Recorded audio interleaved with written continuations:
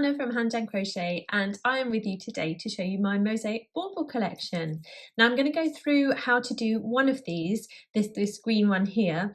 They're really simple. Once you get the concept and once you know how to read the charts, you will be away and you'll be fine. So I will show you how to make the base of the bauble. I will then show you how to, if you want to, work the mosaic section to make it into a napkin ring, and then I'll show you how to close the top of the bauble so you can make either project that you like with this tutorial.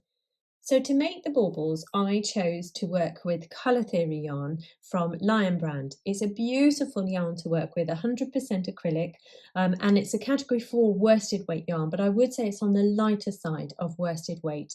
So if you're over here in the UK like me, or somewhere that uses lots of double knit yarn, then absolutely I would go hunting in your stash for something that is a similar kind of look and weight to this, because it works really well. And you'll see in the description below you barely need any yarn for each of them, but I have listed exactly what I've used, what colours I've used, if you want to match my colours and my style for my baubles. The other thing obviously you'll need is some baubles. Now I got these are fillable baubles with a top that just pops off. They're really handy and really good for this project, but if you'd rather not purchase any, then you could just cover some old ones. These are 8 centimeters across, so somewhere or thereabouts, that's just over 3 inches. And you could always use some fibre fill to fill them, or some yarn scraps and yarn ends, but you just need to make sure you'll stuff them quite well so that they're nice and round and spherical. And then you'll be able to pop some ribbon on the top and decorate them however you'd like, in order to then hang them wherever you'd like them to be. Crochet hook wise, we're going to need a 2.75mm crochet hook, would you believe it? Now that is a C crochet hook, and that feels really small for this weight of yarn, but what we want to do is have really nice tight texture and tight stitches in order to make the patterns and the images pop from them. And then you'll need a pair of scissors and a needle to work in your ends. And also, if you're a fan of stitch markers, then I would have a stitch marker at hand, because it's quite easy to lose your first stitch if you're not careful. So if you like working with stitch markers, grab one of those, and then we are all set to go. So this bauble here uses what we call the overlay mosaic crochet technique, which is a huge mouthful, but it's really similar to the tapestry crochet technique that I've used in some of my other baubles. And if you've done those, then you'll know pretty much exactly how to do this, because the idea is that we work into the back loops of each of the stitches during this mosaic section, and what that does is it leaves the front loops open for us to pop a mosaic stitch, which is just a US double crochet, down into any of the front loops that we want from the previous rounds. So the beauty of these mosaic patterns is that we don't have to switch colours during a round. We only ever use one colour per round. So let's get going. The base of the bauble I will show you in another colour of yarn, because it's exactly the same as my other baubles. And then what we're going to do, once you've made that base, you will then carry on working in this mosaic technique, which we're going to talk about in a second. But what I'm also going to show you at the moment is how to do it and make it into a napkin ring. So if you don't want to work this base, or if you just want to work a cuff to go around your bauble, then you can do it how I will do it in this video. But if you do want to make a full cover, then make this base with me first, and then we'll carry on together. So in your chosen colour of yarn for your bauble, we are going to begin by making a magic ring. And now there are lots of ways of making a magic ring, but this is how I do it. I'm going to wrap my yarn around my fingers twice, and then I'm going to pop the hook underneath that first loop, and I'm going to catch the second one and pull it through. Now it will twist around like that, and then I'll yarn over and I will chain one, and that will be ready for me to use. So I can now work into that loop, and then I'll be able to pull it tight and pull it shut. So let's go once again, shall we? Because I can never get things on a first go. So I'm going to wrap around twice. I'm going to pop under that first one and scoop the second one, twist it around, take my fingers out. Now I'm trying to do it really slowly, which is making it really difficult. And I'm going to yarn over and I'm going to chain one, and we are ready to go. Now that magic ring will start off all of our baubles. If you have lots of trouble, which I know lots of people do, I did for a long time with making a magic ring, then don't worry, you can just chain two and then you can work your first round into that second chain from your hook. It will look slightly different and not quite as neat, but it will still look lovely. So honestly, don't worry if you really struggle with these, and it won't matter at all. So once we have our magic ring ready, we are going to work round one, and that is 6 extended single crochet into that magic ring. And extended single crochets are really easy to make. They just have one extra step from a single crochet. So we do it by popping our hook into the magic ring, pop the yarn over and pull through. We yarn over and we pull through just one loop on the hook, and then we yarn over and we pull through both. And so we do number 2 is going to put your hook through, yarn over and pull through, yarn over and pull through 1, yarn over and pull through 2. And number 3, we yarn over and pull through just that 1, and then yarn over and pull through 2. So that's 3 we've got now. And we're going to do 4. And here we have 5. And this one is number 6. Now you'll notice that I'm using my magic ring actually to give myself some tension, because the working into the center of something, oh my goodness, it's so tricky, isn't it? Because it flip-flops all over the place and there's actually nothing to really get hold of. So do use your magic ring as something to anchor yourself. And then once you've done those 6 stitches, you don't have to take your hook out if you don't want to, but it's easier to show you, because then what you're going to do is get hold of this short tail that you have here, hold and brace your stitches so they don't come unraveled or anything, and then you're going to pull and it will magically close it shut for you. Now it took me ages to get that right, so honestly, if you don't get it right first time, don't worry, you're probably not doing anything wrong. Just have another little go, and I would encourage you to just go around this first round as many times as you need to, just to get it as neat as you possibly can, because it's really, really worth it and will stand you in really good stead for all of the baubles, and in fact any kind of working into magic rings or in the round. Okay, so now for round 2 of the base of the bauble, you will see on my finished one here that it kind of goes in a spiral direction, and that's because we increase the amount of stitches that we need to use per round. So we have 6 stitches here, and next round we're going to increase to 12 stitches. So that means we need to work 2 stitches in every single stitch that we have around in order to get the right amount that we need for the next round. And we are going to work them into the center of the stitches. So we call these stitches split stitches, which is so difficult to say. I don't know why I've chosen to do this, because I can't even say it. So we're going to work split extended single crochets into these stitches. And all that kind of means is you're going to split the stitch in half. Whereas normally you would work into, I'll just pull that so I don't lose it, you would normally work into this part of the stitch where you've got the V running across the top. You would go there, and then the next one would go here into that part of the stitch. We're not going to do that. We want to work right here into the center of the stitch. So it's further down than you might think it will be. And that splits it in the middle, and that's what gives you that lovely V-stitch shape that you can see running up here. You can see those V's that make it look almost knitted.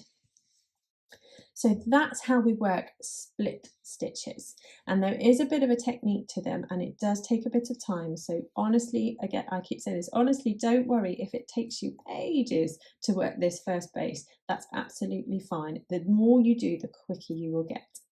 So what we're going to do is we're going to work these extended single crochets that we've done all the way around here into the center of these stitches. So our first one is going to go in here, and you're going to yarn over and pull through, yarn over and pull through that 1, yarn over and pull through 2.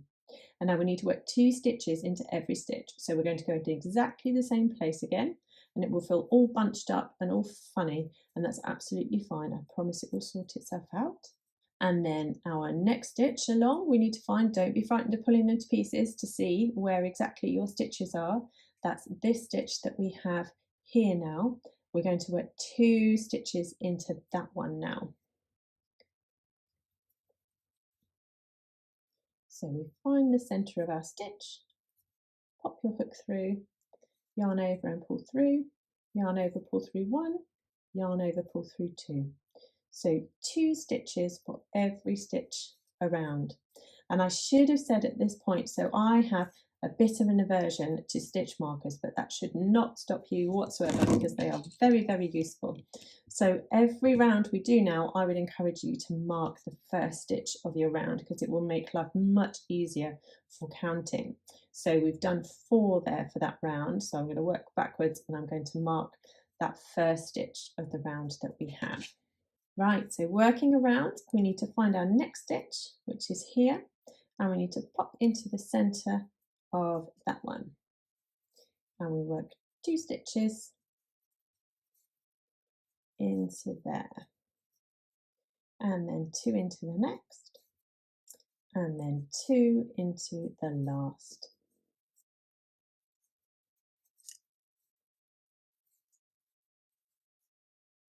And that's round 2 complete.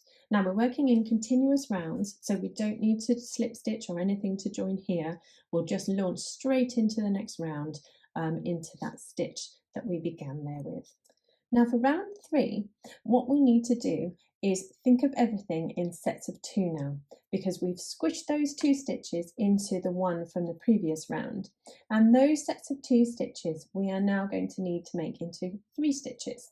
So we are going to work a sequence of stitches all the way around now. We're going to work 1 stitch in this first stitch, and then we're going to work 2 stitches in the next stitch. And then we're going to work all the way around going 1 stitch, 2 stitches, 1 stitches, 1 stitch, can't speak, 2 stitches, 1 stitch, 2 stitch, etc., all the way around. And that will magically increase the amount of stitches that we have by 6. So we'll go from 12 to 18, and I realise there's a huge amount of numbers I've just thrown at you there, but let me show you exactly how we do it. So we're going to begin again using split extended single crochets, so straight into the middle of that stitch, and we work our first stitch there, and then you're going to make sure you pop your stitch marker in, because happy days, that will tell you exactly where your first stitch is if you get lost. And then we're ready to work our 2 extended single crochets into the center of the next stitch. So that will take our set of 2 stitches and it will make it into 3 stitches.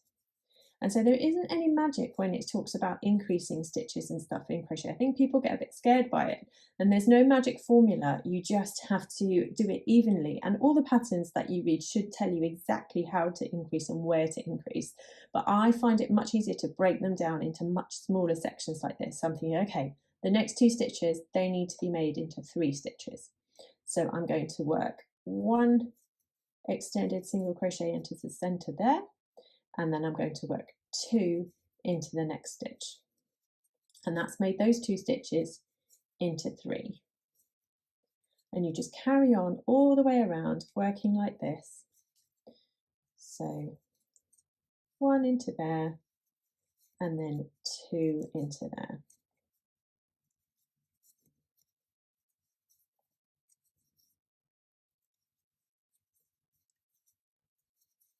That's 1. And that's 2.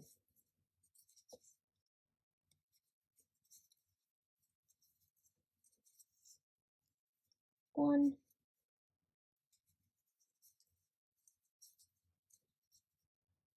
and 2. And our final set is 1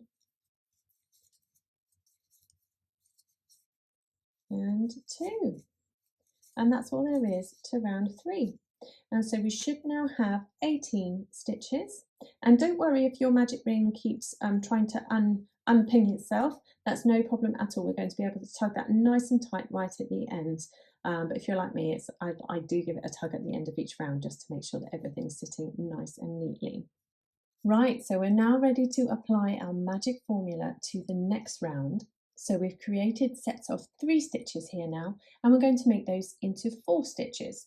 So we're going to work 1 stitch, 1 stitch, and 2 stitches, and that will make our sets of 3 into sets of 4. So we're going to pop our first stitch into the center of that one there, and then we're going to mark it because that's our first stitch that we have made. And then we're going to pop our next stitch into the next stitch along, and so that gives us 2 now. And then we need to pop 2 stitches into the next one, and that will give us our first set of 4. And then we just work our way around, popping 1, 2, and then 3 and 4 in the next stitch.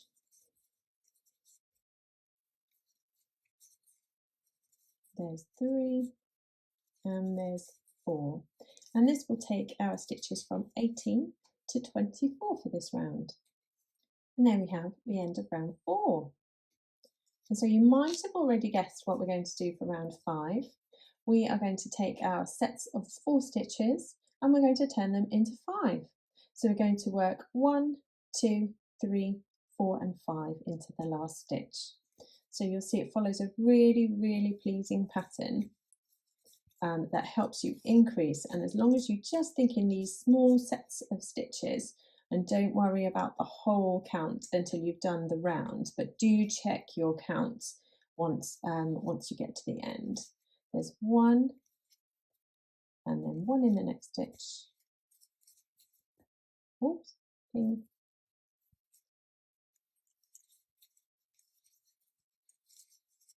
1 in the next stitch, and then 2 in the next. So you'll always know when it's time to increase anyway, because it will be the final stitch of the last round of the increases. So work your way around, popping those 5 stitches into the 4 from the round below. And here we are coming up to the end of that round, and we're going to pop 2 stitches in the last one. And that has taken us up to 30 stitches. And there'll be no surprise, I'm hoping, as to what we do next. If I can get the stitch marker undone, yay! We need to make our sets of 5 stitches into 6. So we just go 1, 2, 3, 4, and then 5 and 6 in that last stitch that we have there. And you just repeat that all the way around. Remember your stitch marker, Hannah.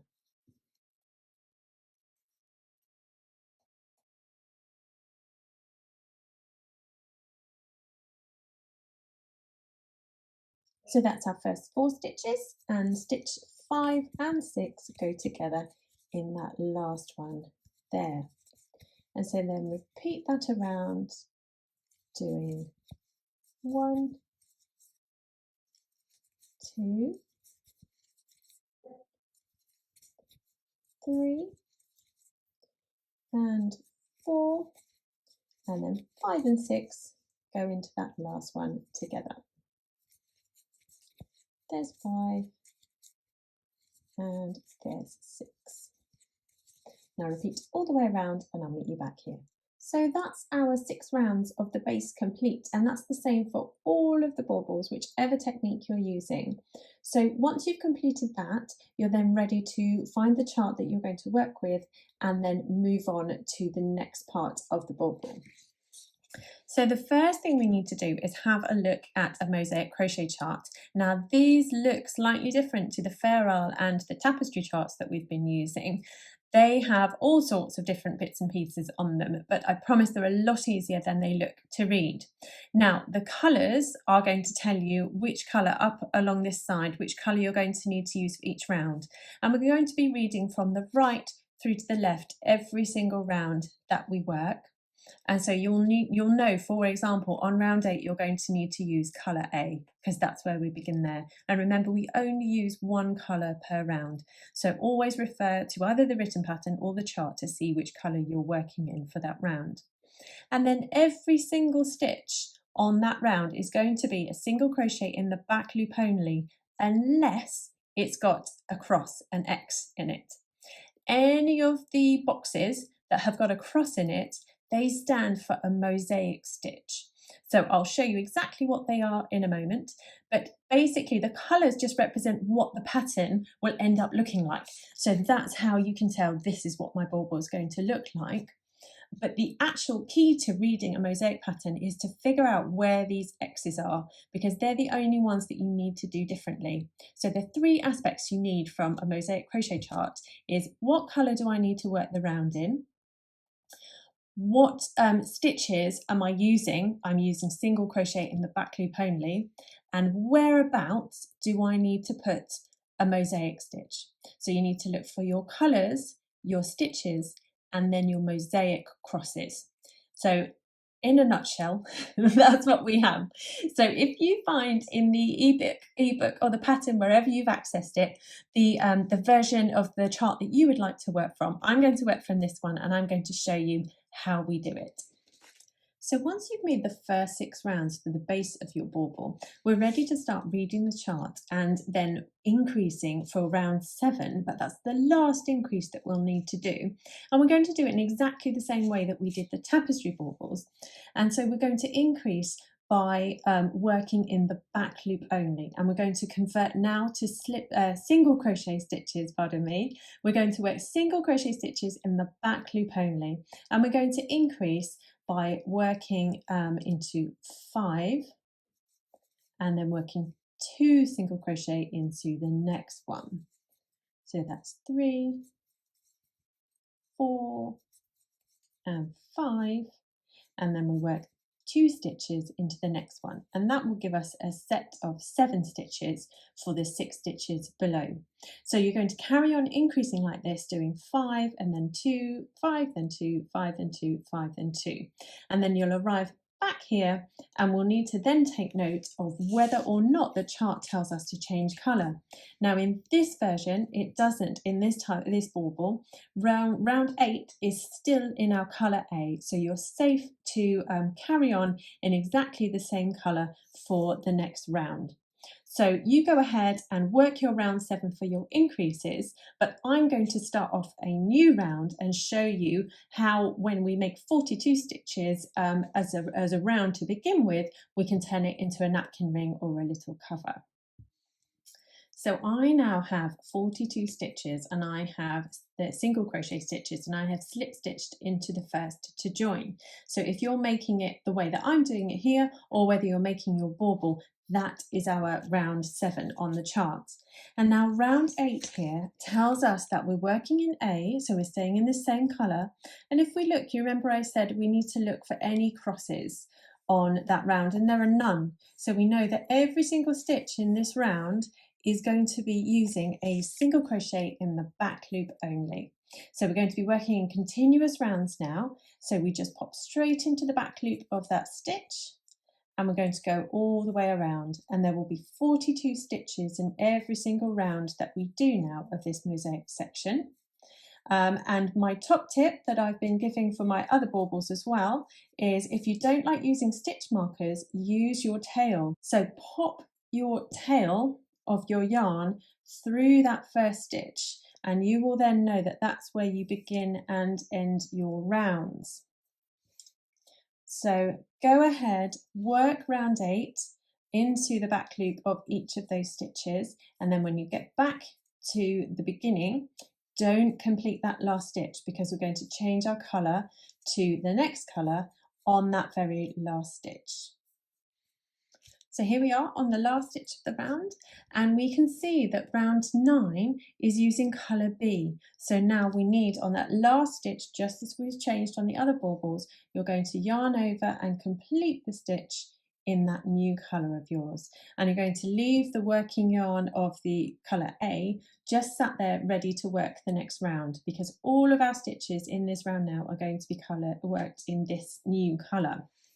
And so looking at our chart, we know that every stitch, unless it has a cross in it, is a single crochet in the back loop only. All the stitches with a cross are going to be our mosaic stitch. So we know now at the beginning, and in fact it's a really good one for us to do together because we know it's just sets of 2. So we do a single crochet, mosaic, single crochet, mosaic, single crochet, mosaic, all the way across. So to begin, we're going to work a single crochet in the back loop only of that very first stitch. And then we're ready to work our first mosaic stitch. Now we need to work out which stitch we're aiming for here. So the next stitch along in the previous row is this one.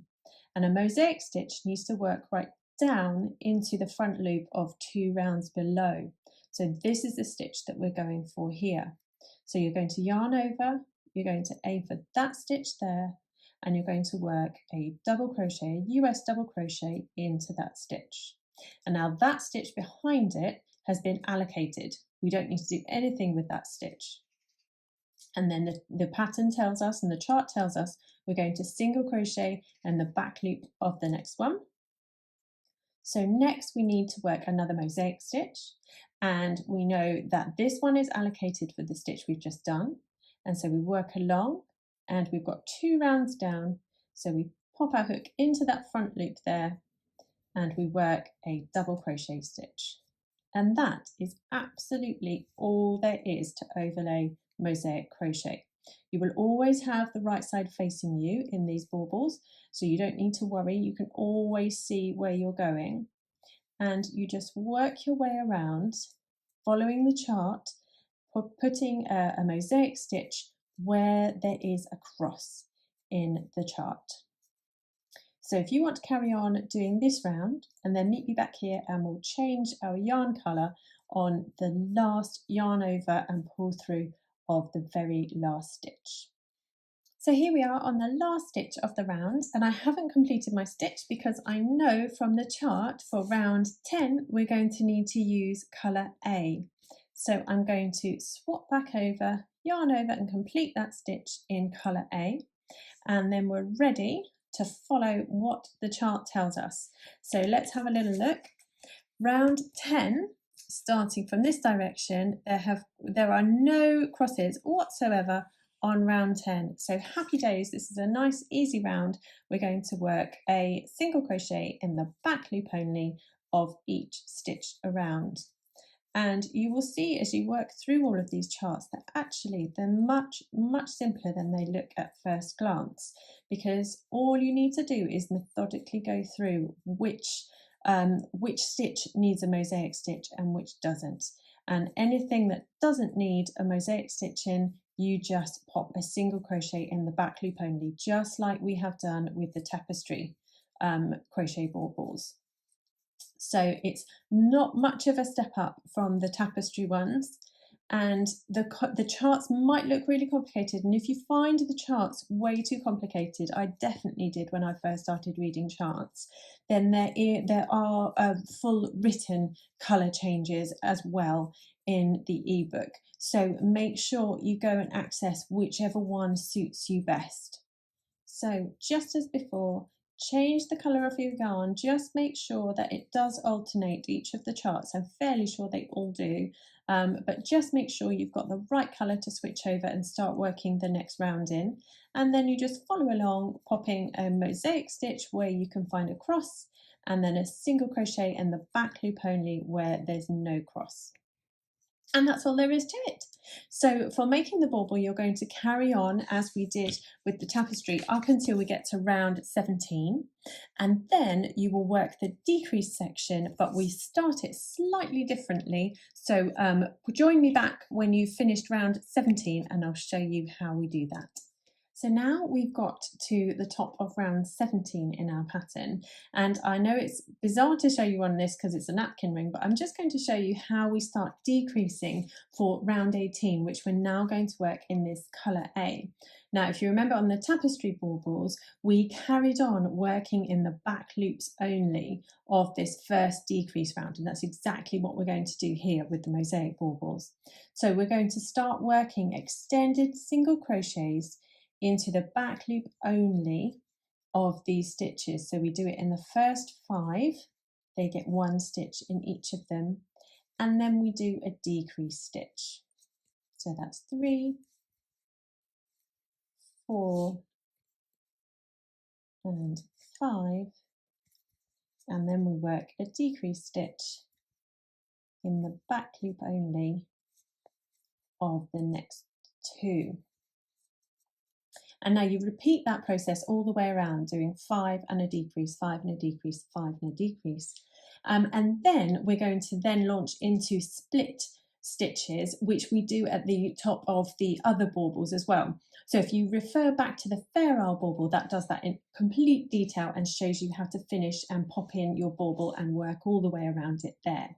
The other thing I wanted to suggest to you, as she pulls back her yarn here, is that if you are making this into a napkin ring, I would do a final round of single crochet into the back loop only of your initial colour, because then it will sit nice and evenly, and then once you weave in your ends and set it out nicely, it will make the perfect little cover to pop over. So there we have it. That is how to work the overlay mosaic crochet technique using the chart and the written pattern in the ebook.